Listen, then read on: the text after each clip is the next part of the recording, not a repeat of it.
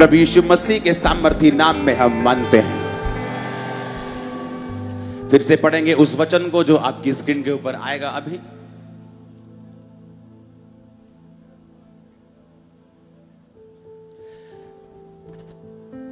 एक दो तीन हम इकट्ठे पढ़ेंगे। एक दो तीन पढ़ो।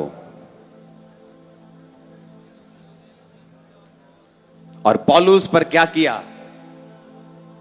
क्या किया पौलुस के ऊपर?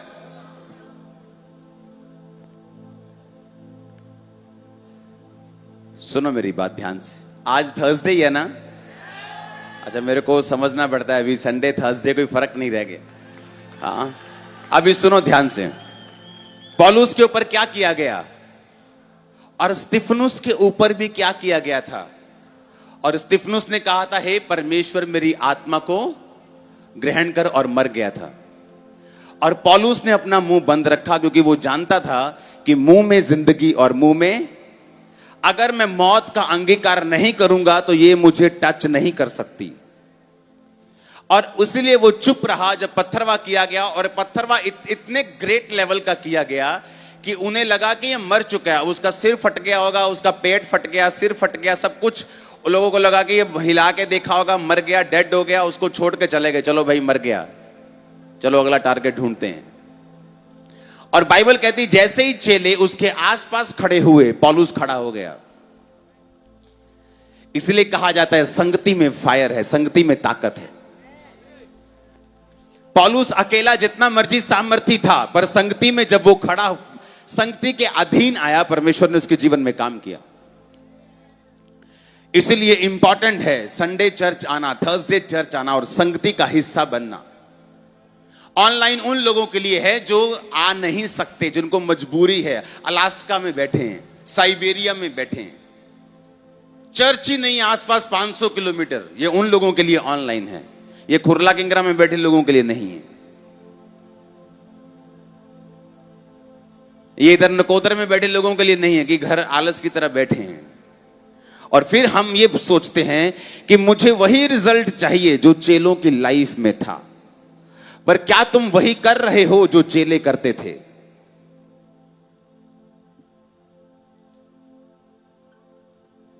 रिजल्ट तो तुम्हें अंबानी वाला चाहिए पैसों में, पर काम तुम्हारा एक छोटे आदमी की तरह भी नहीं है।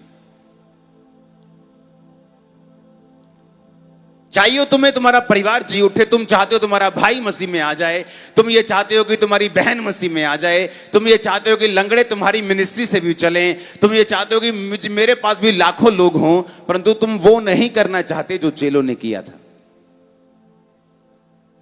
जैसे जैसे शरीर और तुम्हारे शरीर की इच्छाएं और इसकी प्रायोरिटी चेंज होती रहेगी, वो इच्छा जो टीवी देखने की, प्रार्थना करने की हो जाएगी, जब वो इच्छा जो खाने पीने की है, फास्टिंग करने की हो जाएगी, वो इच्छा जो मारने की और जेलसी करने की है, माफ करने की हो जाएगी, तो वो रिजल्ट भी तुम्हारी लाइफ में आ जाएगा जो चेलों की जिंदगी में था। एक बात को कान खोल के हम सब लोग ध्यान से सुने, मैं भी और आप भी, कि इस धरती पर अपने आप कुछ भी नहीं होता। कुछ भी अपने आप नहीं होता। धरती पर एक भी इत्तेफाक नहीं है।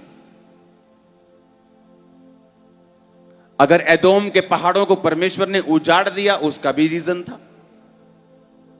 अगर आज भी इजराइल में एक पहाड़ के ऊपर कोई फसल नहीं होती, बल्कि दूसरा हिस्सा उसका सारा उज्जवल है और फल देता है और फसल देता है, उसका भी कारण है, क्योंकि वहां शाऊल मारा गया था और दाऊद ने उसको श्राप दिया था, हे गिलबो के पहाड़ों तुम पर कभी ओस ना पड़े और तुम कभी हरे ना हो। और आज भी वो सूखे हुए हैं, सामने हरा है और इधर सूखा है, सेम मिट्टी में। बाइबल का एक एक कण सच है, लाइन नहीं, कण, बिंदु, कॉमा। हालेलुया। अगर आप पौलुस की बाइबल को पढ़ेंगे, पौलुस के वचनों को पढ़ेंगे, तो जहां उसने कोमा लगाया, जहां उसने सेमी कोमा लगाया, उसका मतलब है, एक कोमे का मतलब है कि अभी मेरा वचन खत्म नहीं हुआ, कि दाखरस के मतवाले मत बनो, पवित्र आत्मा से परिपूर्ण होते जाओ, अपने आप से बात करके। उसका मतलब है कोमा का भी। बाइबल इतनी गहरी है और वो इतनी सच्ची है। एक कोमा भी बाइबल कहती है पूरा हुए बिना नहीं रहेगा, एक बिंदु भी पूरा हुए बिना नहीं रहेगा। शब्द तो बहुत ऊंची और बड़ी बात है। एक कोमे का भी मतलब है अपने आप कुछ भी नहीं होता, अपने आप कुछ नहीं होगा। आपका आपका आपका जीवन अपने आप नहीं सुधरेगा, आपकी लाइफ आगे नहीं बढ़ेगी, जो आप चाहते हो वो नहीं होगा जब तक आप उसके लिए काम नहीं करेंगे, और जब तक आप उसको बदलाने के लिए खुद एफर्ट नहीं करेंगे, जब तक आप खुद प्रेयर में नहीं जाएंगे, जब तक खुद मन नहीं बना लेंगे कि मुझे अब ये नहीं चाहिए, मुझे ये बदलना है, मुझे ये चेंज करना है, इसके लिए मुझे प्रार्थना करनी पड़े, मुझे फास्टिंग में बढ़ना पड़े, मुझे कुछ भी करना पड़े, लेकिन मैं अब इसमें रहने के लिए तैयार नहीं हूं, ये आपको करना पड़ेगा। अब लिखा पौलुस जैसे ही उन संगति वाले लोगों के बीच में आया और वो उसके आसपास घेरा बना के खड़े हुए, पौलुस उठ गया। इसका मतलब संगति कितनी जरूरी है हमें मालूम होना चाहिए, कितना इंपॉर्टेंट है संगति करना। और कई लोगों के लिए ये एक आम चीज है, वो सोचते हैं सिर्फ वचन का हिस्सा हम ऑनलाइन देख लेंगे, कोई प्रॉब्लम नहीं। मैंने जिन लोगों की लाइफ में बड़ी गवाहियां बनती हुई देखी हैं, मैंने उन लोगों को एक बात कॉमन देखी है कि हम शुरू से वर्शिप कर रहे थे। जब क्वायर वर्शिप कर रहे थे हम वर्शिप कर रहे थे, जब टेस्टिमनीज चल रही थी हम तालियां बजा रहे थे, जब ये हो रहा था हम ये कर रहे थे। हमने उस दिन पूरी मीटिंग अटेंड की, फिर आप आए, हमने आपके साथ प्रार्थना की, आपने आमीन किया, उसके बाद हम घर गए और परमेश्वर ने हमारी जिंदगी में मिरेकल किया। वेट करके जो यहोवा की बाट जोते वो नया बल प्राप्त करते जाएंगे, वो उकाबों के समान उड़ेंगे, वो चलेंगे और थकेंगे नहीं, वो दौड़ेंगे और श्रमित नहीं होंगे। हालेलुया। यहोवा की बाट जो होना, उसका इंतजार करना, प्रार्थना में, फास्टिंग में। आज लोगों को वर्शिप का महत्व नहीं पता, लेट आते हैं चर्च में, वर्शिप का टाइम है, कोई बात नहीं, वर्शिप निकल जाए। बाहर खड़े रहते बाथरूम करने के लिए दो घंटे, बाथरूम को 5 मिनट में हो जाता है, बस इधर उधर नाला बांध, इधर चल उधर चल, दो उधर। भैन जी तू ही कित्थों आए, तू ही किद्दां। तो ये डॉक्यूमेंट्री थोड़ी लिखनी है उन्होंने, जो काम करने आए वो करो। तो तुम घर से निकले भी हो, किराया भी उतना ही लगा है तुम्हारा, सूट भी उतना ही टाइम लगा पाने वास्ते, मेकअप नु भी उतना ही टाइम लगा, आधा घंटा पहला निकल जाओ। मैं सही कह रहा हूं कि नहीं? अगर सब कुछ कर ही दिया, अगर पैसा भी खर्चा आने का, टाइम भी निकाला है, सारा दिन दूसरे काम छोड़े भी हैं, तो क्यों नहीं मैं टाइम पर आके पूरी मीटिंग, पूरा मसा लेके जाऊं? क्यों ना ऐसा करूं मैं? मतलब ये बात होगी कि लोग बफे में जाते हैं ना, जो जहां सब खाना ऐसे मिलता है कि 400 रुपए में, 175 में, जितना मर्जी खाओ। वो तो ये बात है कि बफे लेके इतने से चावल ले, बोले नहीं आई डाइटिंग कर रहा हूं, तो क्या लेने की जरूरत थी? इतने से चावल वैसे 30 रुपए में मंगा के खा जाता तू, फिर इतना 400 रुपए खर्चा करने की क्या जरूरत है? अगर थोड़ा ही खाना था तो फिर क्या जरूरत है? वही जिनको मतलब मालूम है, जिनको पता है कि मुझे वर्शिप अटेंड करनी, मुझे टेस्टिमनीज ध्यान से सुननी। हर टेस्टिमनी आपके लिए नहीं होती, मुझे मालूम है, पर हर टेस्टिमनी आपके लिए होती है, मुझे यह भी मालूम है। आपको लगता है कि ये टेस्टिमनी नहीं, मुझे हीलिंग नहीं चाहिए, ये टेस्टिमनी मेरे लिए नहीं, मुझे फाइनेंस की टेस्टिमनी, जो फाइनेंस का टेस्टिमनी लेके बैठा उससे पता है, उसे मुझे फाइनेंस वाली, मेरे पास बहुत पैसा है, मुझे हीलिंग वाली सुनाओ ताकि मेरा फेथ बढ़े, मुझे हीलिंग चाहिए। पर आपको ये नहीं मालूम कल क्या होगा, आपको ये नहीं मालूम जो टेस्टिमनी आपने आज सुनी है वो कहां आपके काम आएगी, या आपके किसी दोस्त के काम आने वाली है, या कौन सी टेस्टिमनी। याद करो, पवित्र आत्मा आपको वही चीजें याद करवाता है जो आपने ध्यान से सुनी या पढ़ी है। अगर आपने ध्यान से कुछ नहीं सुना या नहीं पढ़ा, पवित्र आत्मा आपको रिमाइंड नहीं करवाता, क्योंकि जब आप पूरा ध्यान देते हैं, जब मुझे पता है कि मैं क्या पढ़ के आया हूं, मुझे क्या देना है, जब मुझे मालूम है, पवित्र आत्मा मुझे रिमाइंड, मैंने कान में कोई स्पीकर नहीं लगाया हुआ या मैं पढ़ता नहीं हूं, पवित्र आत्मा मुझे बताता है अपनी ओर से भी, और जो मैं तैयार करके आया हूं वो भी। अपनी ओर से हम 25% करते हैं, बाकी 75% पवित्र आत्मा करता है। हम ना तो पूरा पवित्र आत्मा में छोड़ते कि तू ही बताएगा, वो भी फेल है, ना तो हम पूरी तैयारी करके आते हैं कि वो भी फेल है। आपको बैलेंस बनाना पड़ता है लाइफ में। आप मेरी बात समझ रहे कि नहीं? अब आपको ये बात समझनी है कि अगर वर्शिप हो रही है तो उसका एक महत्व है आपकी लाइफ में, उसे अटेंड करो, वर्शिप को खाओ, उसको अंदर पचाओ, उसको करो वर्शिप को, क्योंकि वो आपको तैयार करेगी एंड में। जब टेस्टिमनीज आप सुनते रहेंगे आपके मन में पैठ बन जाएगी, आपका विश्वास सातवें आसमान पे होगा। आप जब काम करना चाहेंगे, आप जो स्पिरिचुअली कुछ करना चाहेंगे, अपनी लाइफ के ट्रबल से बाहर आना चाहेंगे, तो वही टेस्टिमनीज, वही वर्शिप, वही वचन आपकी हेल्प करेगा। आज आप निकल के जाने वाले हो, बाहर आके न जाने वाले हो। आमीन। ऊंचाई आशीष आपकी चर्च। हालेलुया। अपने आप कुछ भी नहीं होता, हमें वर्क आउट करना पड़ता है एक एक चीज के ऊपर।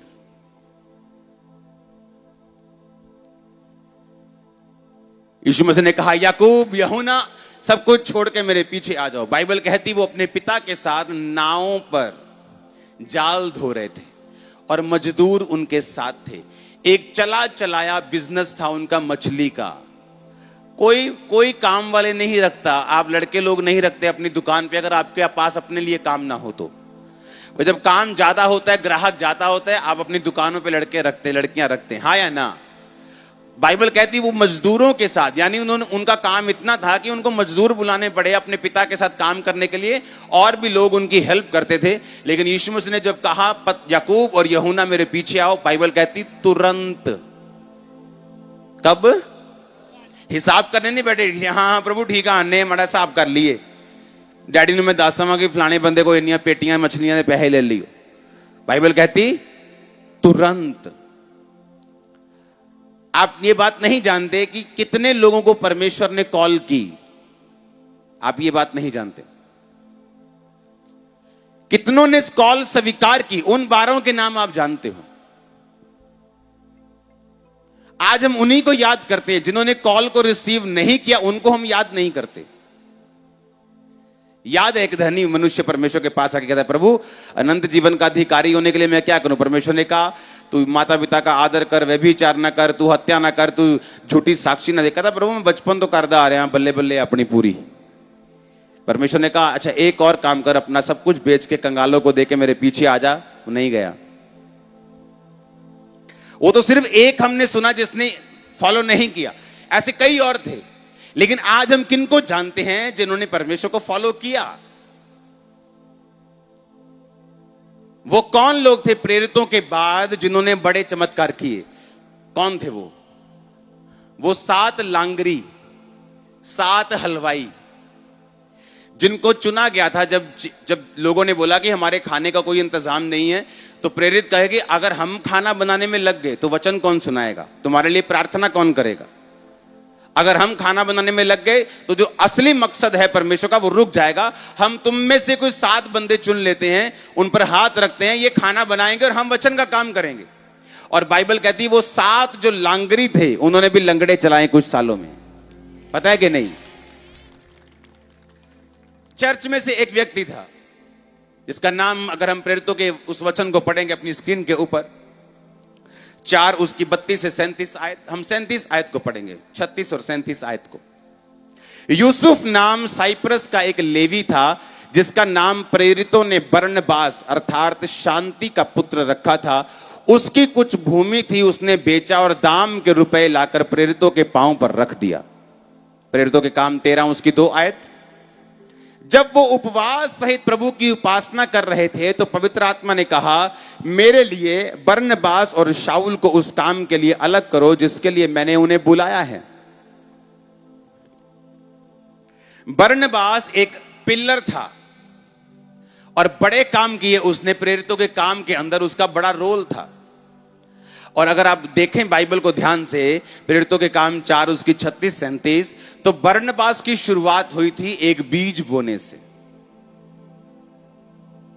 एक बड़ा बीज उसने बोया, अपनी जमीन को बेच के प्रेरितों के पांव पर रख दिया कि आप प्रभु के काम करो। और बाइबल कहती तब से वो चुना गया।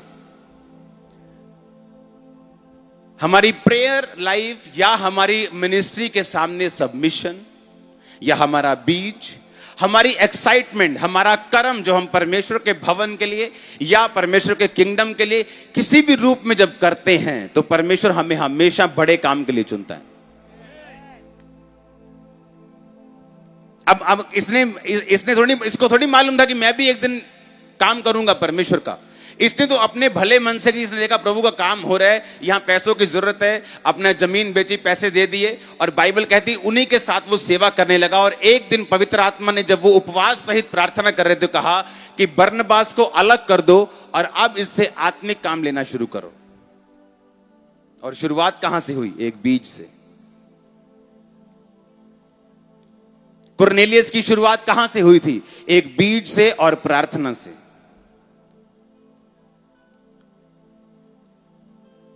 अपने आप कुछ भी नहीं होता, हमें विश्वास के कदम उठाने पड़ते हैं कि परमेश्वर हमारी जिंदगी में काम करे। अगर हम बैठे रहेंगे तो बैठे रहेंगे।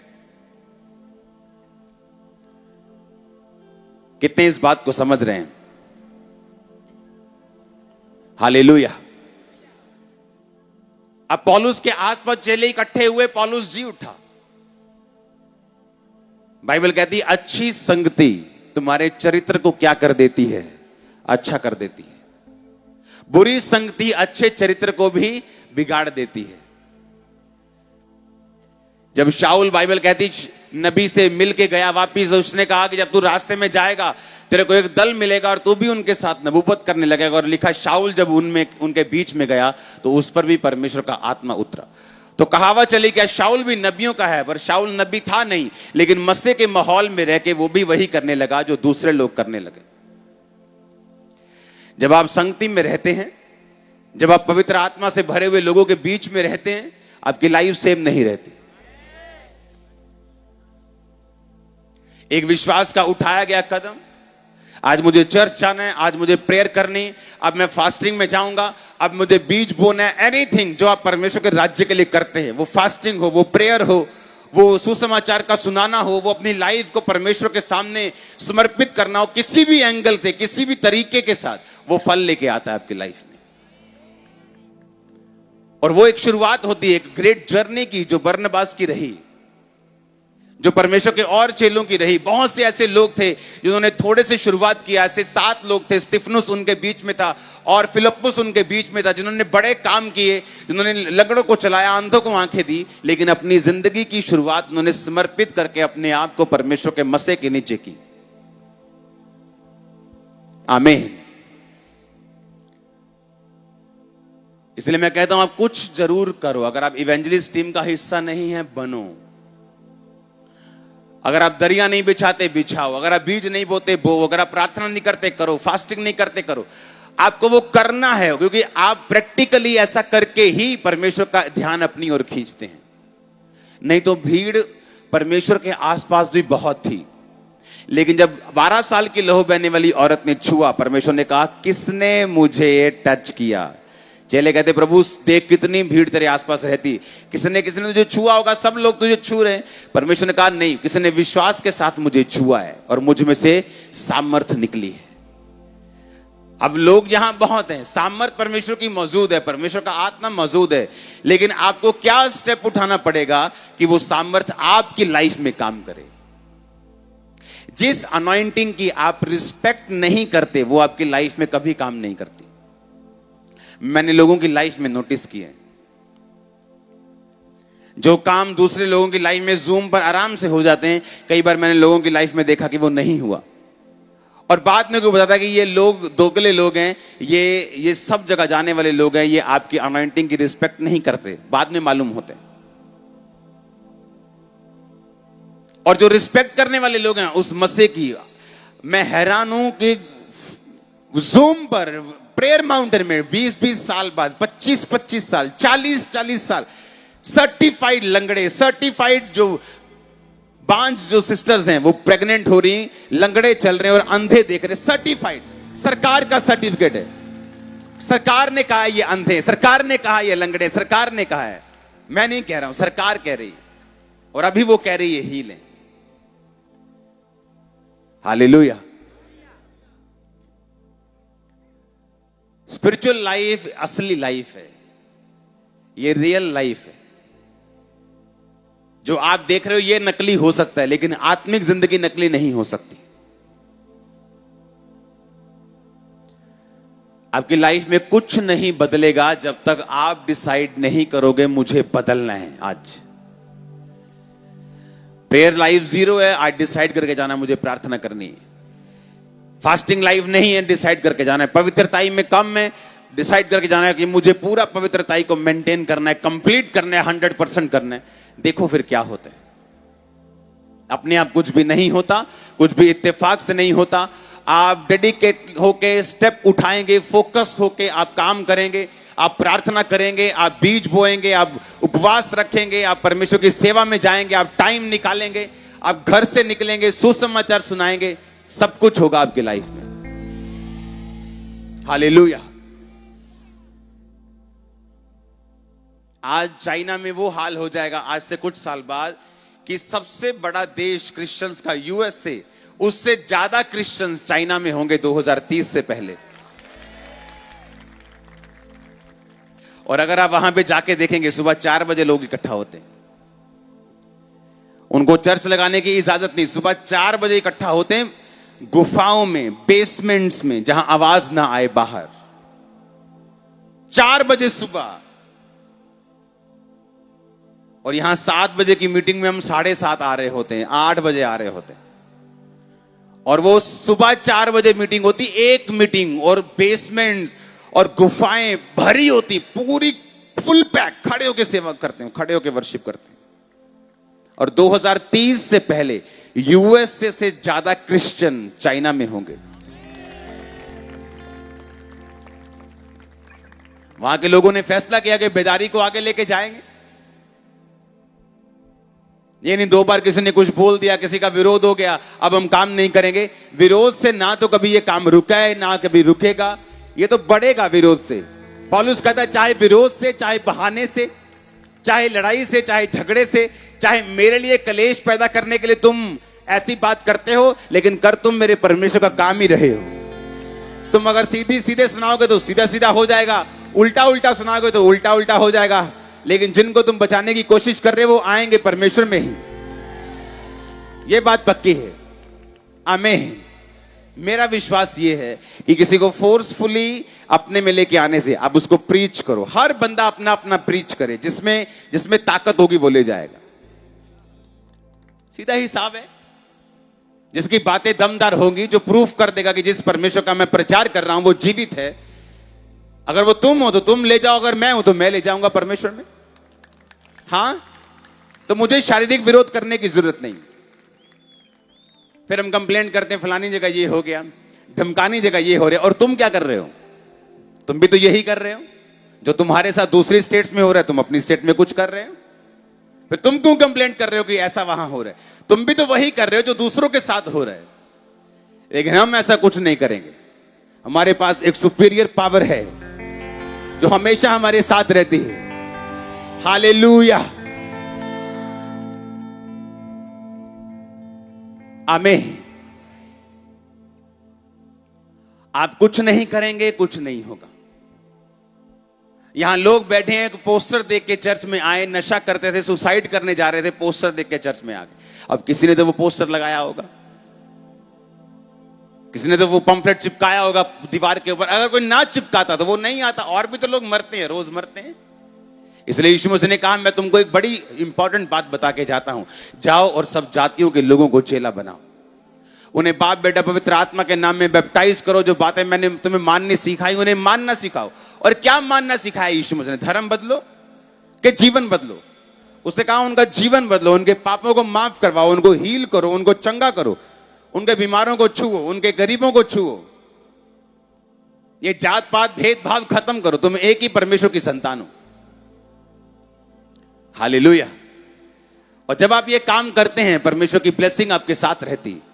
आपको मैं ये बताने की कोशिश कर रहा हूं कि आपको कुछ करना होगा परमेश्वर की अटेंशन को लेने के लिए। उसका मसा आपकी लाइफ में कार्य करे, हमें स्टेप उठाने पड़ते हैं। मैंने अपनी लाइफ में स्टेप उठाया। मैं प्रार्थना बढ़ाऊंगा। 2004 में ये मेरा स्टेप था कि मुझे प्रेयर बढ़ानी, जो काम मैं प्रभु से चाहता हूं। मुझे पवित्र आत्मा अंदर से गाइड थोड़ा थोड़ा करता था तब पहले साल में कि तुझे प्रार्थना बढ़ाने की जरूरत है। जो काम तो प्रभु से मांग रहा है ये बड़ा है, तुझे मेहनत करनी पड़ेगी। तेरा काम बड़ा है, तेरी मेहनत थोड़ी है। तुम मेहनत कर, परमेश्वर तुझे देगा जो तू चाहता है। सब कुछ किया, रास्ते में बीजों को बोया, अपने बक्से तक, अपने अपने बटुए तक, बैंक अकाउंट से खाली करके मैं आता था। सब कुछ किया मैंने, और परमेश्वर ने फजल दिया, उसने असर दिखाया, उसने काम किया। और वो मेरे साथ पक्षपात नहीं करता, वो आपके साथ पक्षपात नहीं करता, वो विश्वास से खुश होता है, ना कि आपके दुख कितने हैं या कितनी देर से हैं, इससे नहीं। उसने कभी नहीं कहा मैं तेरे दुख को देखता हूं कि तू बड़ी देर से बीमार बैठी है भाई, तू, मैं तेरे दुख को देखकर तुझे चंगा करता हूं। यीशु मसीह ने कहा मैं तेरे विश्वास को देखकर तुम्हें चंगा करता हूं, दुख को देखकर नहीं। कितने साल का दुख है उसे कोई लेना देना नहीं, वो 2 साल पुराना हो सकता है, 2 घंटे पुराना हो सकता है। अगर कहता तू विश्वास करेगा तो मेरी महिमा को देखेगा। और विश्वास हमें दिखाना पड़ता है कर्म से। याकूब कहता तू अपना विश्वास बिना कर्म के मुझे दिखा, तो नहीं दिखा सकते। उसने कहा दुष्ट आत्माएं भी विश्वास करती हैं कि यीशु प्रभु है, और तुम भी विश्वास करते हो यीशु, और दुष्ट आत्माओं की प्रेयर 0 तो तुम्हारी भी 0 है। उसकी भी प्रेयर लाइफ 0, पवित्रता ही 0, फास्टिंग 0, बोना 0, तुम्हारा भी 0। तो तुम में और दुष्ट आत्मा में कहता कोई फर्क नहीं। कहता अगर तुम्हें बदलाव चाहिए तो विश्वास कर्म के साथ तुम दिखाओगे कि मैं अगर विश्वास करता हूं यीशु प्रभु है, और उसने कहा कि पवित्रताई के बिना कोई मुझे देख नहीं सकता, तो मैं पवित्रताई में चलूंगा। उसने कहा मांगो तो दिया जाएगा, मैं प्रार्थना करूंगा। उसने कहा उपवास करना है तो मुझे उपवास करना है। अगर अब्राहम ने मलकीसेदेक के याजक को, जो राजा भी था याजक भी था, यानी यीशु मसीह था, उसको अपना टाइथ दिया, तो मुझे भी देना है, मुझे वो सब करना है जो बाइबल में लिखा है। वो सब किया गया मेरे विश्वास को दर्शाएगा और परमेश्वर मुझ पर दया करेगा। कई बार हम विश्वास को दिमागी गेम समझ लेते हैं। हमें लगता है मेरे दिमाग को विश्वास है कि नहीं। आपके दिमाग के विश्वास से परमेश्वर को कोई भी लेना देना नहीं। अगर आप ध्यान से बाइबल पढ़ेंगे तो आपके दिमाग में एक दिन शक हो सकता है कि नहीं यीशु मसीह मेरा ये काम नहीं करेगा, ये बहुत बड़ा काम है। दूसरे दिन आपके दिमाग में विश्वास हो सकता है कि नहीं नहीं परमेश्वर कर देगा काम। ना तो उस विश्वास से आपको फायदा होगा, ना ही शक से नुकसान होगा। परमेश्वर ये देखेगा कि आपने स्टेप क्या लिए हैं। अगर तो मेरा स्टेप ये है कि नहीं नहीं मुझे नहीं विश्वास कि यीशु मसीह मेरे जीवन में ये काम कर सकता है, और आज मैं घर में बैठ जाऊं रूस के और चर्च में ना आऊं, ये मेरा कर्म है। ये कर्म दिखाएगा कि मैंने शक पर चल पड़ा हूं, मैंने शक कर लिया है। मेरे मन में विश्वास है परमेश्वर कर सकता है, लेकिन कर्म नहीं है, कोई फायदा नहीं। मेरा कर्म बताएगा कि आज मैं प्रभु के घर में हूं, आज मैंने प्रार्थना को बढ़ाया है, मैंने परमेश्वर में पवित्रताई में चलने का निश्चय किया है। ये कर्म बताएगा कि परमेश्वर में आपने जो मांगा है वो आपको मिल जाएगा। आपका कर्म बता रहा है कि परमेश्वर आपसे खुश है और वो आपको वो दे देगा जो आप मांग रहे हैं। आप मेरी बात समझ रहे कि नहीं? कर्म करते करते, चर्च आते, प्रार्थना करते, उपवास करते, सही कर्म करते करते, चाहे दिमाग में जितना मर्जी शक आए कि काम नहीं होगा, उस शक से परमेश्वर कोई भी गुस्सा नहीं करेगा। वो काम होगा ही होगा जो आपने सोचा हुआ। बस कर्म करना बंद नहीं करना, जो मैं आज आपको कहना चाहता हूं। पौलुस का जिंदा होना एक विश्वास नहीं, एक कर्म था। दाऊद के बेटे का सबसे अमीर होना विश्वास नहीं, उसका बीज था। बरनबास का पौलुस प्रेरित के साथ काम करना एक कर्म था जो उसने बीज के रूप में किया था। फिलिप्पुस का, स्तिफनुस का प्रेरित बनना एक विश्वास नहीं बल्कि एक कर्म था जो उसने लांगरी बन के परमेश्वर के घर में काम किया था। तो यही मैं आपसे कह रहा हूं, दिमाग में विश्वास करना और उसके अनुसार कर्म करना, ये दोनों अलग अलग चीजें। एक बंदा दिमाग में शक रख सकता है। क्या शक है उसको शक ये है कि परमेश्वर इस बांस को कभी पेंट नहीं करेंगे, ये ऐसे ही रह जाएगा बेरंगा। उसको शक है, पर वो चर्च भी गया, प्रार्थना भी की, उपवास भी किया, बोया भी, सब कुछ किया। शक है कि नहीं होगा, एक दिन वो पेंट हो जाएगा। सुनो, दूसरा बंदा, उसको विश्वास है कि परमेश्वर पेंट कर देंगे, पूरा डोले वाला विश्वास, पर ना तो उसकी प्रेयर है, ना तो उसकी फास्टिंग है, ना वो परमेश्वर के अधीन है, ना वो प्रभु के घर में आता है। पेंट होगा पर है वो विश्वास में, पर पेंट नहीं होगा। इसलिए लोग बोलते यार ये कैसे ब्लेस हो गया। कर्म। क्या चीज? कर्म। मैं ऐसे ब्लेस हुआ हूं, मुझे मालूम था कि यह काम प्रभु मेरी जिंदगी में नहीं कर सकता, और फिर भी मैं चर्च में था, सेवा करने का फैसला भी कर लिया, ये जानते हुए भी कि यह काम नहीं हो सकता, सेवा बढ़ाने का फैसला भी कर लिया। मेरा कर्म मुझे ब्लेस करके गया। बाय ग्रेस वो कर्म हम करते हैं, अपनी ताकत से नहीं। आप मेरी बात समझ रहे कि नहीं?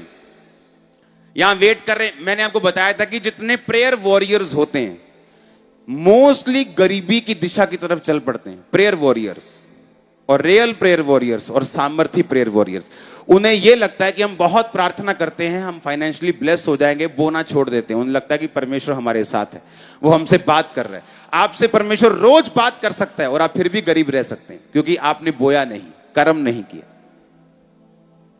और एक बंदा जो इतना आत्मिक लगता नहीं लेकिन बीज बोने में बड़ा ईमानदार है, आप देखेंगे यार एक ही करता यार, बंदा गलत लगता मैंने। पर परमेश्वर किसको देख रहा है? कर्म को। आप समझ रहे मेरी बात? वो आपके कर्म को देख रहा है, वो आपने जो किया ना उसको देख रहा है। दिमाग में एक दिन शक आ सकता है, एक दिन विश्वास आ सकता है, एक दिन बड़ा आप हाई फील कर सकते हो, एक दिन बड़ा लो फील कर, ये दिमाग का काम है, ये फीलिंग्स है। फीलिंग्स का परमेश्वर में कुछ भी लेना देना नहीं है। एक दिन फील कर रहा है आज 8 घंटे प्रेयर करनी, दूसरे दिन फील हो रहा है आज नहीं करनी प्रेयर। मेरी लाइफ में ये रूल है, आज फील हो रहा है प्रार्थना करनी तो भी करनी, आज नहीं हो रहा तो भी करनी। जब आप फीलिंग से बाहर आ जाओगे, रियल चीजें आपकी लाइफ में होना शुरू हो जाए। आज दिल कर रहा है चर्च जाने का तो भी जाता था, आज दिल नहीं कर रहा तो भी जाता था, क्योंकि परमेश्वर मेरे दिमाग में क्या चल रहा है इससे उसको मतलब नहीं, पर उस दिमाग में क्या चल रहा है उसके मुताबिक मैं चलता हूं कि नहीं। मैंने चर्च जाना बंद तो नहीं कर दिया, मैंने प्रार्थना कम तो नहीं की, मैंने प्रेम कम तो नहीं किया, मैंने सेवा कम तो नहीं की। वो मेरा कर्म देखता है। पौलुस के आसपास कर्म, बरनबास ने बोया कर्म, लांगरी बन गए कर्म, दाऊद कर्म, पौलुस कर्म, पतरस कर्म, याकूब यूहन्ना परमेश्वर के पीछे चले कर्म। वो अमीर आदमी नहीं चला परमेश्वर के पीछे, कर्म। आज हम उसको याद नहीं करते, उसका नाम तक नहीं पता हमें, क्या कौन था वो। पता है नाम किसी को? किसी को नहीं मालूम। उसके जैसा बनना चाहते हो? नहीं। अगर याकूब की तरह बोलो हाँ, यूहन्ना की तरह बोलो हाँ, पतरस की तरह बोलो हाँ, पौलुस हाँ, लेकिन उसकी तरह क्यों नहीं? क्योंकि उसको हम फॉलो करना नहीं चाहते। उसने रियल टाइम पर कर्म नहीं किया, लेकिन दिमाग में बड़ा प्रिपेयर होके आया था वो। मेरी बात समझ रहे हो कि नहीं? दिमाग की तैयारी और कर्म दोनों अलग अलग चीजें। मेरी दिमाग में तैयारी ये परमेश्वर करेंगे, मुझे विश्वास है, लेकिन घर जाके मेरी प्रार्थना ही जीरो है, पवित्रता का लेवल ही जीरो है, जमीन पे आ चुका है, तो कैसे होगा? अपने हाथों को उठाओ, बोलो आज से मैं कर्म करूंगा, मैं सोचूंगा नहीं, मैं करूंगा। अच्छे कर्मों को, प्रार्थना को, उपवास को, बोने को, हर चीज जो परमेश्वर ने मुझे दी है मैं उसे करता जाऊंगा। बोला उठाओ अपने हाथों को, हिलाओ अपने हाथों को।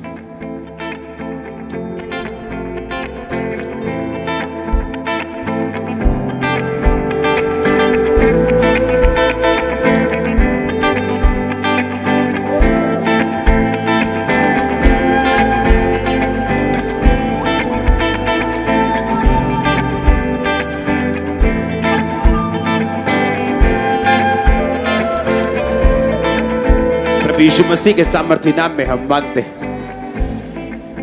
जिन लोगों को यह लगता है कि सेवा करने के लिए हमें लाखों करोड़ों रुपया चाहिए तो ही कर सकते हैं ऐसी सेवा, वो गलती कर रहे हैं।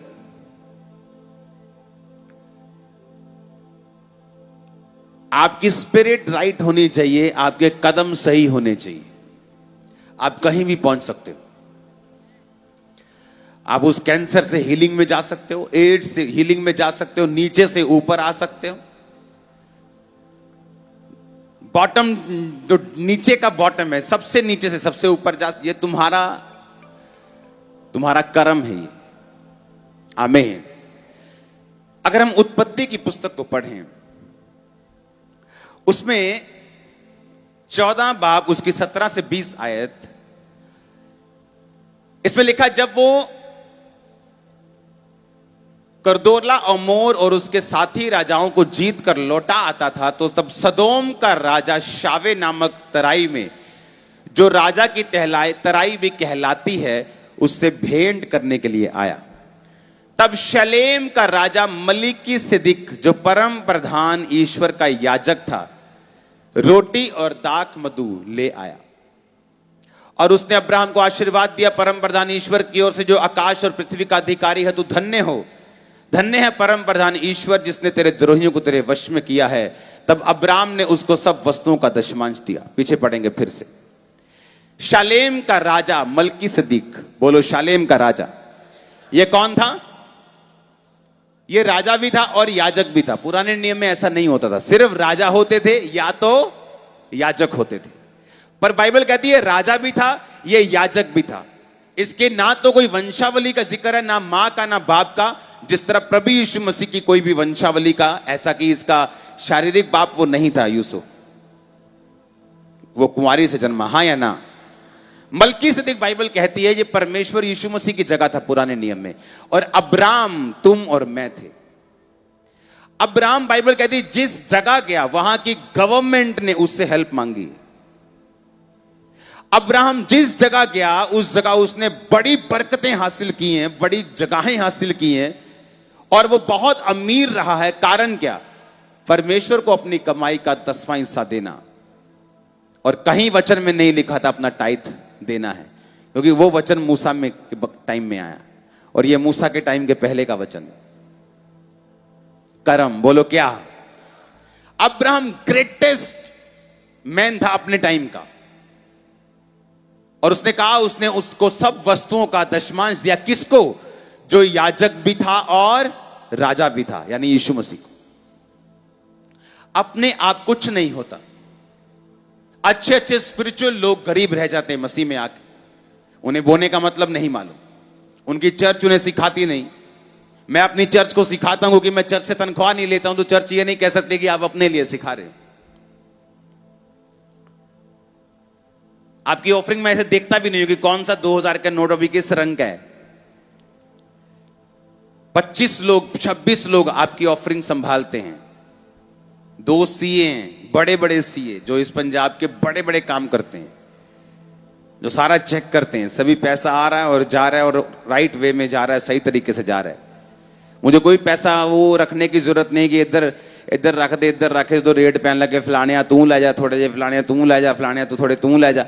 मुझे ऐसा करने की जरूरत नहीं, क्योंकि यहां किसी कमरे में कोई पैसा नहीं पड़ा है, सारे बैंक में रखे हैं। वो बैंक भी आपकी स्क्रीन में आ जाते हैं, कौन से बैंक में। हालेलुया।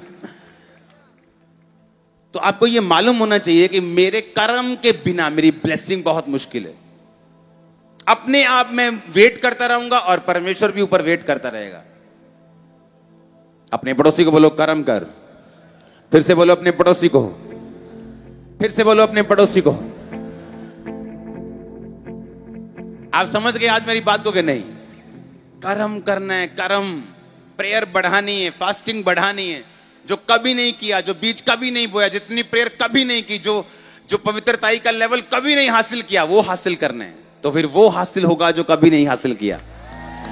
वहां पहुंचोगे जहां कभी नहीं गए थे। हालेलुया।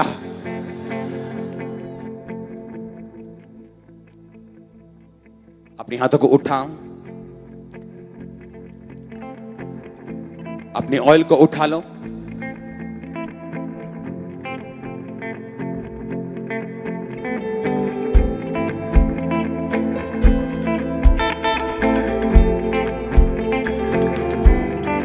उठाओ उठाओ हाथों को।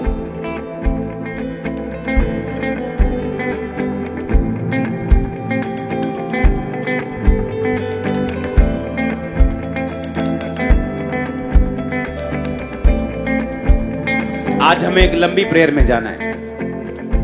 अपने हाथों को उठाओ जो जूम पे हैं अपनी बारी का इंतजार करो, अपने हाथों को उठाओ, एक वर्शिप सॉन्ग गाएंगे, ये वाला नहीं।